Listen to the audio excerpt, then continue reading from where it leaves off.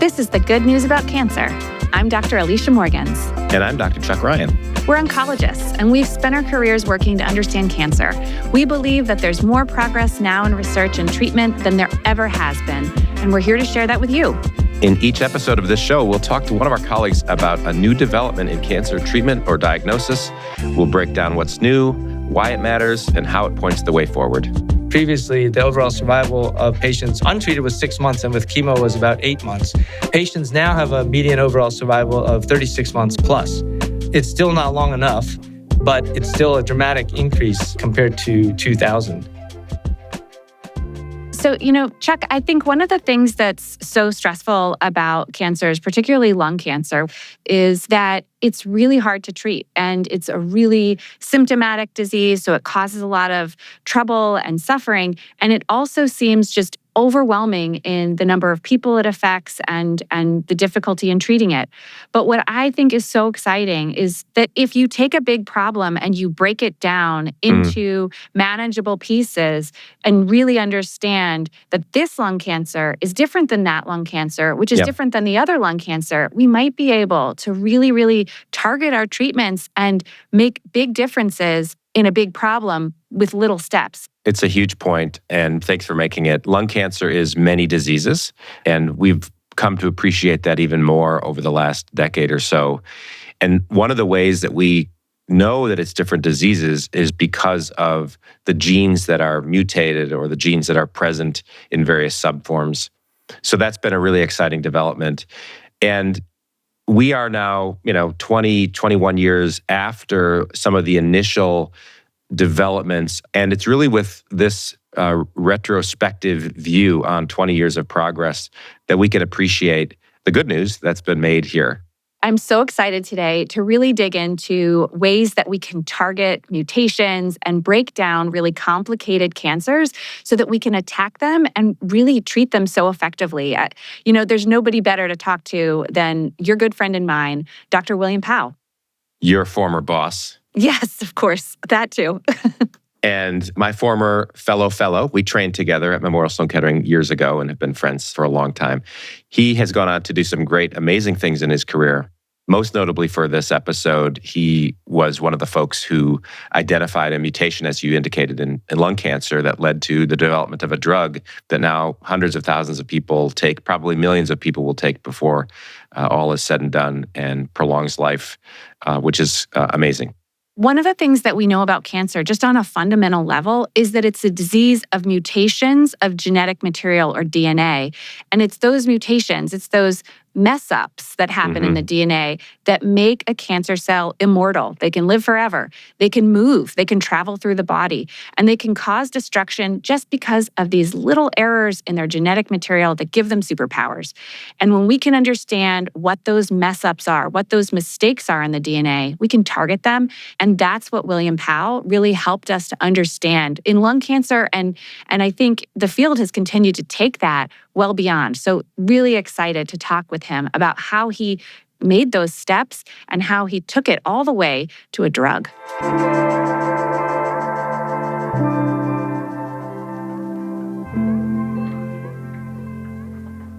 William, could you tell me a little bit about the story of why you actually got into work on lung cancer and what it was that drove you to be interested in solving this really complex problem? So I got interested in lung cancer as a medical oncology fellow for several reasons. One was the outcomes were incredibly poor back in 1999, 2000 to 2003. Yeah, where the bar was so low, I felt that translational medicine and science could potentially bring some benefit there. Lung cancer is the leading cause of cancer-related death in the United States and worldwide. For patients who unfortunately are diagnosed with stage 4 lung cancer, the overall survival if you were untreated was basically 6 months, less than half a year. If you got chemotherapy, it was about 8 months. This is the kind of survival we were talking about at the time. And that was the state-of-the-art treatment. So the only treatment was chemotherapy. The response rates were low, and the survival was 8 months. Correct, less than a year. So, we had to make a change with that. The second reason was mentorship.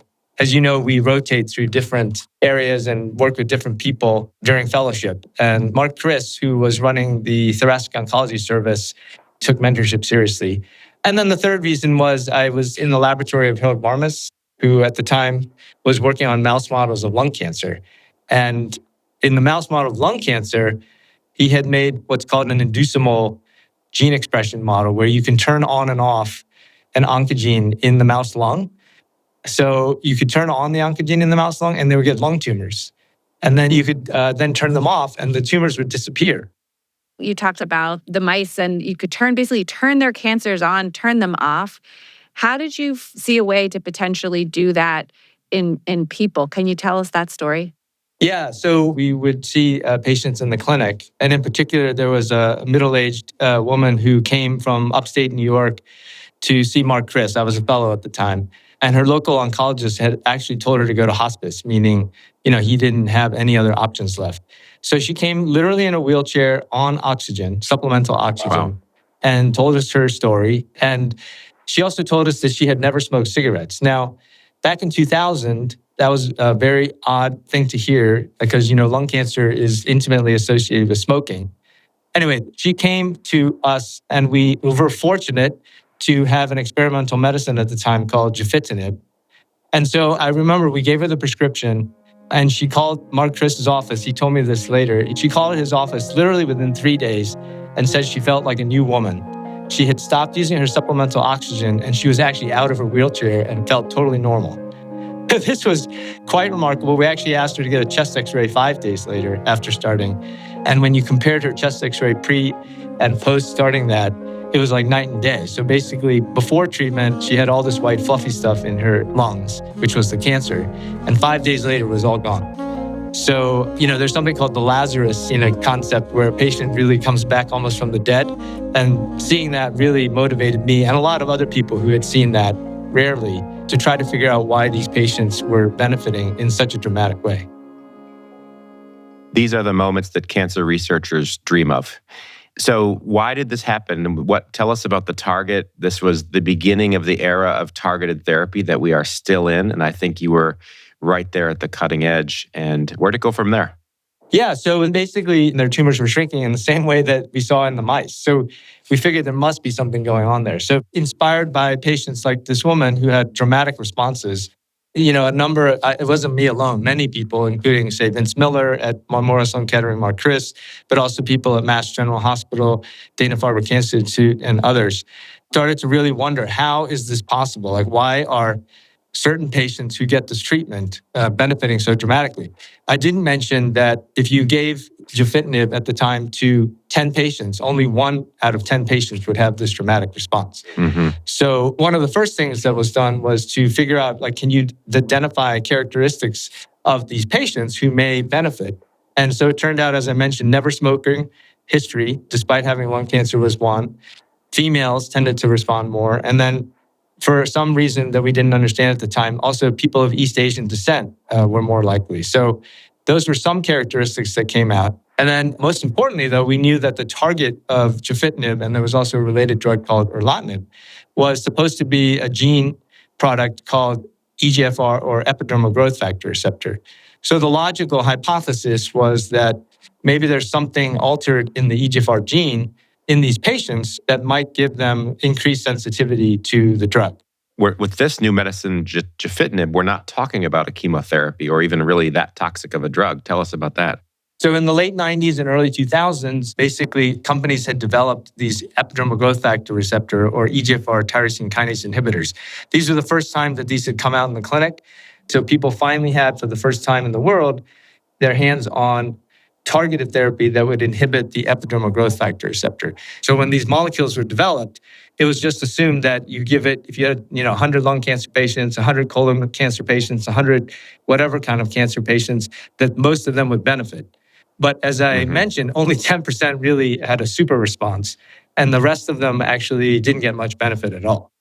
So, William, how do you go from giving this drug to all people, seeing some people have these amazing Lazarus effects and rising up out of their wheelchairs and stopping their oxygen, to a situation where you ultimately are testing tumors, giving the treatment to people who you know have a very strong likelihood of benefiting, and really taking lung cancer as a larger concept and carving it up into little groups where we can consider using targeted treatments and having amazing effects in groups of people who are most likely to benefit. Yeah, so basically observing that these patients had these dramatic responses and knowing some of the characteristics, what we decided, at least at Memorial Sloan Kettering, was let's try to analyze the tumors in these patients if we could get tissue and see if there was something altered in EGFR and also potentially other genes. EGFR, again, was the most likely gene because that was supposed to be the target of the drugs. So then in collaboration with the surgeons and the pathologists and people who got tumor specimens, we were able to get in a pilot experiment. And then in December of 2003, we actually found the very first, at least for us, patient who had a mutation in EGFR. We didn't understand its significance at the time. And, scientifically, to publish something like that, we wanted more than just one case, right? If you just published an N of one or one example, then people might say, oh, well, maybe that's just a fluke. So then we spent time trying to find more samples. And unfortunately, we ended up getting scooped basically by our colleagues at Harvard, including Mass General and Dana-Farber, who were working very hard on the same problem. But, science can be a competitive sport, which is good ultimately for patients and for discoveries. So just to clarify for listeners, EGFR is known to be present on lung cancers, but that wasn't really enough for the patients to respond to the drug blocking it. They really had to have a mutation in the gene that led to the protein that's on the tumor surface. And so it was really that discovery that, in a way, came after you had started dosing the patients. It was after the drug was really kind of out there. Yes. I mean, in drug discovery, you like to think that everything is logical and that we know everything and we know exactly which patients will benefit. But often when we get into the clinic for the very first time, despite all the best knowledge that we have, we find some accidents that, then serendipity comes into play. And as you probably know, Louis Pasteur has said, chance favors the prepared mind. So you have to be able to take advantage of those serendipitous moments. But yes, so it turns out today we know that about 10 to 30%, depending on what geography you're from in the world, lung cancer patients have these EGFR mutations, which are genetically tested for. And those are the patients who dramatically respond to these drugs. Now, it did take a long time. It took another 5 years for that to become accepted widely. There were a lot of skeptics, actually, not only from the pharma side, but also from the academic side. And it took a prospective study published in 2009 to firmly establish that EGF receptor mutations were the best predictor of response to these drugs. So, William, can you tell me a little bit about patients who have EGFR mutations today? What can they expect in terms of their options for treatment? What does their treatment look like? And how long might they be able to stay on treatment? We talked before about patients having a life expectancy of 6 months, maybe 8 months if they had some mildly effective chemotherapy. But I don't think things look like that for these patients today. Yeah, I mean, there's been dramatic improvement in overall survival in many patients with lung cancer now, particularly from targeted therapies, such as the ones that we've been talking about that target the epidermal growth factor receptor. Today, there are new medicines. I happen to help play a role preclinically in the development of one of them called AZD9291 at the time, but that's now osimertinib, which is originally approved in patients with second-line plus treatment metastatic lung cancer, and then now it's first line, and now it's even adjuvant. The most important thing is where you mentioned previously that the overall survival of patients untreated was 6 months and with chemo was about 8 months. Patients now have a median overall survival of 36 months plus. It's still not long enough, but it's still a dramatic increase compared to 2000. So compared to chemotherapy, you've quadrupled the survival basically for over the last 20 years. Yeah. You made another point, though, that the mutation discovery came after the drug was initially invented. And then you made a point that there are new drugs. And I think you skipped over a pretty substantial body of work where you identified that there were mutations that drove resistance to the first set of drugs, which I think is what really exploded the area and made osimertinib a substantially beneficial drug that it is today. And you were involved in that. So tell us. Yeah, so basically, after having identified EGF receptor mutations as the basis for sensitivity, then the next major question became, well, why did patients initially respond, but then eventually have their cancers progress? And here we were actually learning from our colleagues who were treating patients with chronic myelogenous leukemia, or CML, where they had the wonder drug called Gleevec, or imatinib, that worked very well. Actually, that's probably one of the first really effective targeted therapies in cancer. And there they had shown that when patients got resistance, they actually got a second mutation in the gene that was being targeted that somehow blocked binding of the drug or made it less effective. So the logical hypothesis for us was there must be another mutation in the EGFR gene that is doing the same thing. We just had to prove it. So long story short is we did indeed find a second mutation. It was a mutation called T790M in EGFR. And other subsequent studies showed that about half of patients had this particular mutation. So that discovery did lead to ultimately the approval of osimertinib only 10 years later in 2015.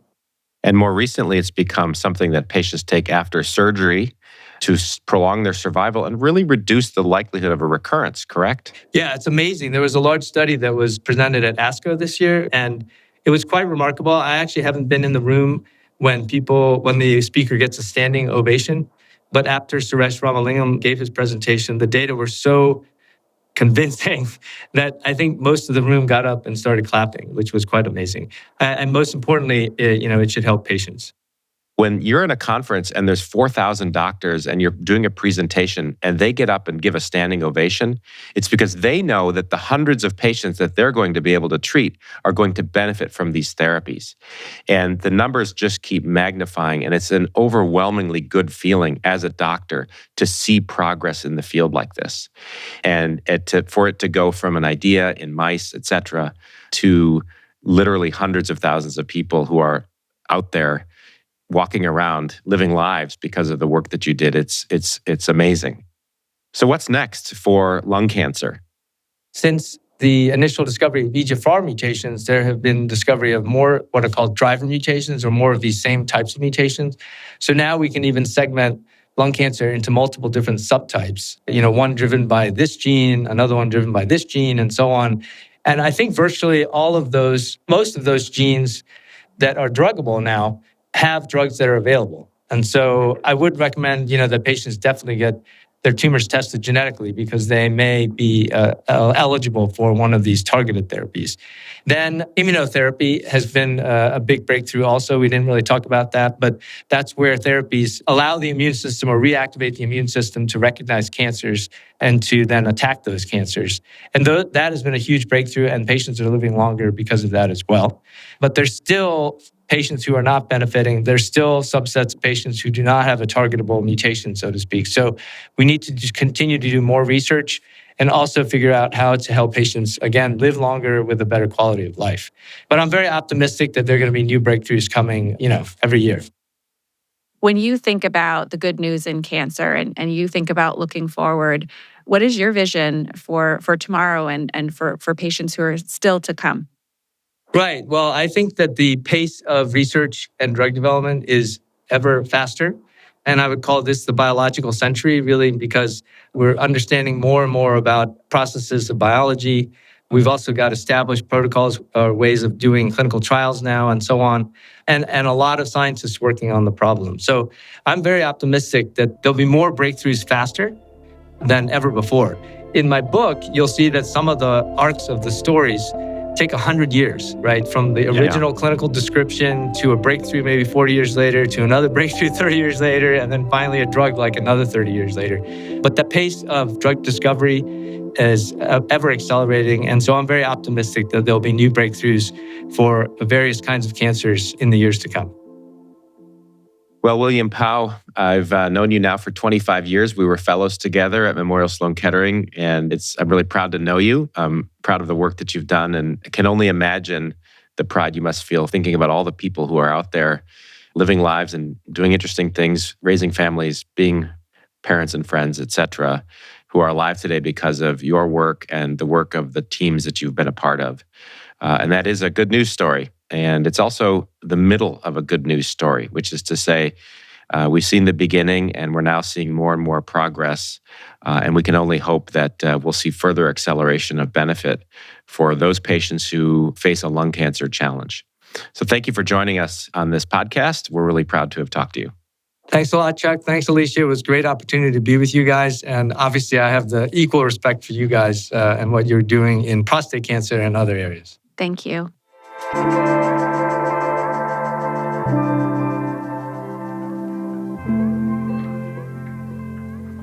Lung cancer is the leading cause of cancer death in American men and women. And I believe, if I'm not mistaken, the leading cause of cancer death worldwide.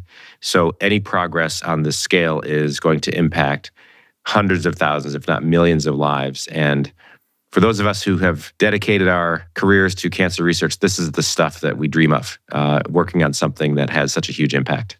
As usual, William just says some things that are so exciting, so amazing, and really encouraging about where we're going. Yeah, William's had a great career, made a huge impact in the lab. He discovered this mutation that led to a treatment for lung cancer. Then he was head of oncology at Vanderbilt and actually held leadership positions in research and development at both Roche and Pfizer. Now he's got his own startups, biotech company. And on top of all that, has his book, Breakthrough, The Quest for Life-Changing Medicines, released in January of 2025 from One World Books. And I really enjoyed reading it in preparation for this interview. Thanks for listening to The Good News About Cancer. I'm Dr. Alicia Morgans, a medical oncologist at Dana-Farber Cancer Institute in Boston. And I'm Chuck Ryan, also a medical oncologist at Memorial Sloan Kettering Cancer Center in New York. Thanks to Lilly for support of the show. Our production partner for this series is Citizen Racecar. This episode was produced by Anna Van Dyne with post-production by Jose Miguel Baez. And there's a whole lot more good news to talk about, so make sure you subscribe to this show wherever you listen to podcasts. And if you like the show, share it with someone you think might find it interesting. We'll be back again soon with more good news about cancer.